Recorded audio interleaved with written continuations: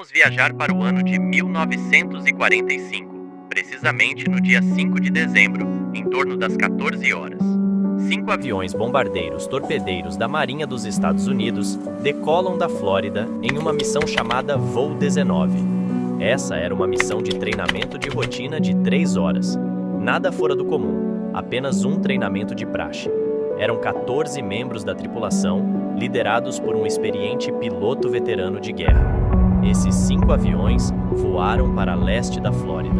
Tudo normal até então, o clima estava limpo, mas 2 horas após a decolagem, o líder do esquadrão relatou problemas repentinos com as bússolas. As bússolas pararam de funcionar. Eles tentaram usar a bússola reserva, mas ela falhou também. Não conseguiam determinar sua posição real. Pediram ajuda aos pilotos dos outros aviões, mas seus instrumentos também estavam falhando. O tenente Charles Carroll Taylor era o líder do esquadrão. Após a falha das bússolas, mensagens confusas foram transmitidas pelo rádio. O clima começou a piorar. Posteriormente, Taylor acreditava que estavam voando sobre o Golfo do México e precisavam seguir para leste para retornar à Flórida. Ele ordenou que os outros aviões seguissem para o leste. Mas alguns membros da tripulação acreditavam que já estavam voando a leste da Flórida e precisavam seguir para o oeste. Logo após essa ordem, um dos aviões enviou uma transmissão de rádio dizendo que alguns membros da tripulação acreditavam que precisavam voar para o oeste para voltar para casa. Mas o clima continuava piorando. Logo anoiteceu e a escuridão chegou. Acredita-se que, nesse momento, os aviões estivessem a 370 quilômetros a leste da Flórida. Às 19 horas, foi recebida a última transmissão de rádio de Taylor. Depois disso, todos os 5 aviões desapareceram para sempre. Até hoje não temos pistas sobre esses aviões. Onde estão eles? O que aconteceu? Após o desaparecimento do voo 19, um avião Mariner de busca e resgate decolou com uma tripulação de 13 pessoas. Estavam em busca do voo 19. Mas, enquanto procuravam, eles também desapareceram. Primeiro foram os 14 tripulantes do voo 19, depois os 13 do avião de busca e resgate. Nos dias seguintes, uma ampla operação de busca aérea e marítima foi realizada, uma das maiores operações de busca da época para encontrar esses voos. Mas não encontraram nada, nem corpos, nem partes dos aviões. Tudo simplesmente desapareceu. O Triângulo das Bermudas é um lugar um tanto quanto intrigante. É um pedaço do oceano envolto de mistérios. Lá, mais de 100 aeronaves e navios desapareceram sem deixar vestígios. Uma área triangular entre a Flórida nos Estados Unidos, Porto Rico e Bermuda, que cobre mais de 500 mil milhas quadradas. E as histórias sobre esse lugar têm mais de 500 anos. Há centenas de anos atrás, em 1492, quando Cristóvão Colombo navegava para encontrar o Novo Mundo, ele relatou algo interessante. Ao passar por essa área, a bússola do navio parou de funcionar. E em uma noite, olhando para o céu do navio, ele avistou uma luz estranha, como uma bola de fogo que caiu do céu para o oceano. Esse foi o início do mistério. Ao longo dos anos, muitos nomes foram dados a essa região: Cemitério do Atlântico, Mar do Destino, Cemitério de Sargassos.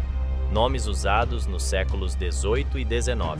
Vale ressaltar que o nome Triângulo das Bermudas foi utilizado pela primeira vez em 1964 em um artigo na revista Argosy por Vincent H. Gaddis. Ele compilou várias desaparições nessa área ao longo das décadas, tentando encontrar alguma ligação entre elas, criando um mistério. Embora o artigo não trouxesse explicações sobre o que aconteceu, gerou um enorme interesse, resultando em livros, filmes, jogos de computador e até músicas sobre o Triângulo das Bermudas. Um incidente misteriosamente assustador ocorreu em 1918 envolvendo o USS Cyclops.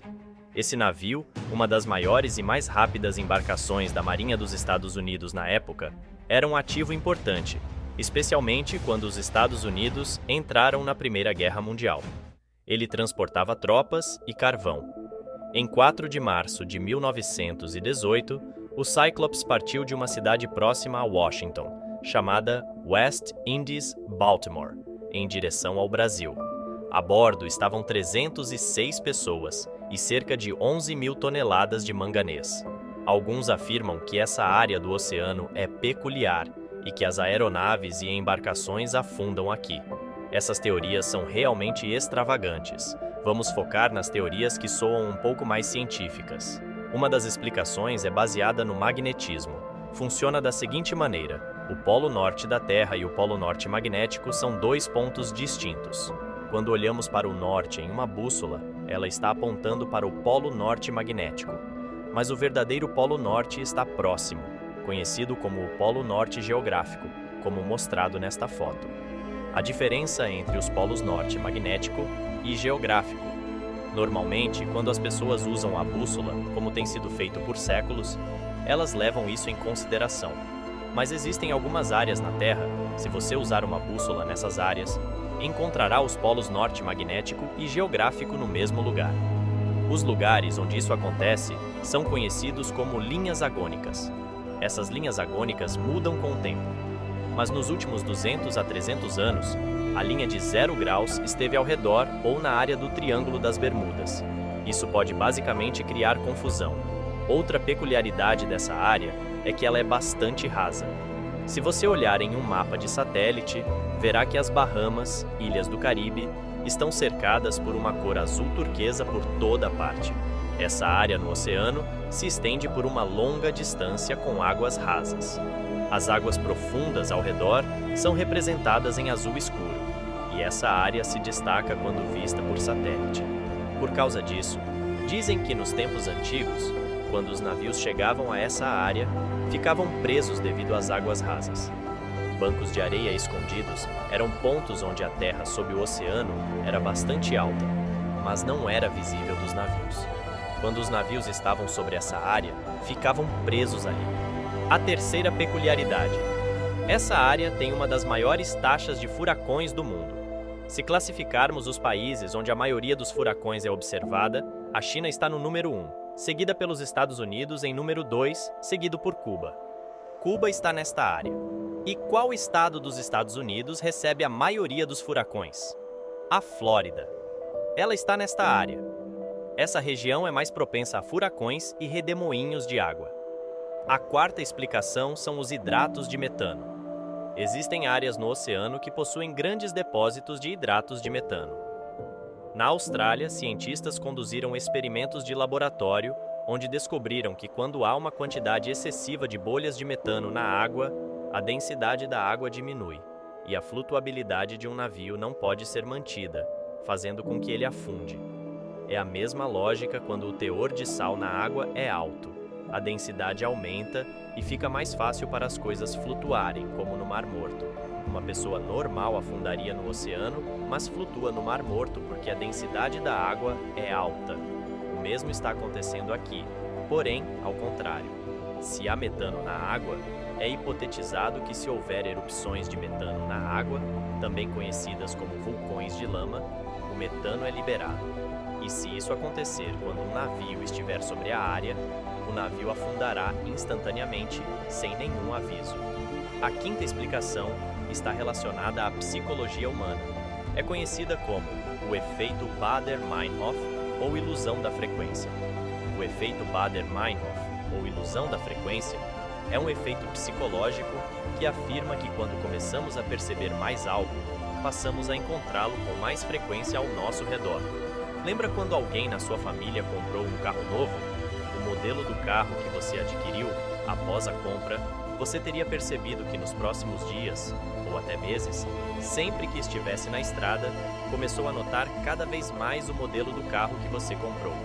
Você perceberia o mesmo modelo na estrada, e talvez sentisse que mais pessoas compraram o modelo depois de você. Na realidade, a frequência desse carro na estrada não mudou muito. Ele era tão comum depois que você o comprou quanto era antes. Mas porque você comprou o carro, passou a notá-lo mais. O mesmo se diz sobre o Triângulo das Bermudas. Embora seja verdade que algumas aeronaves e embarcações desapareceram no Triângulo das Bermudas, se você notar, em muitas áreas ao redor do mundo, em todos os oceanos, houve desaparecimentos semelhantes de aeronaves e embarcações. áreas fora do Triângulo das Bermudas. Um dos exemplos recentes disso é o voo da Malaysian Airlines.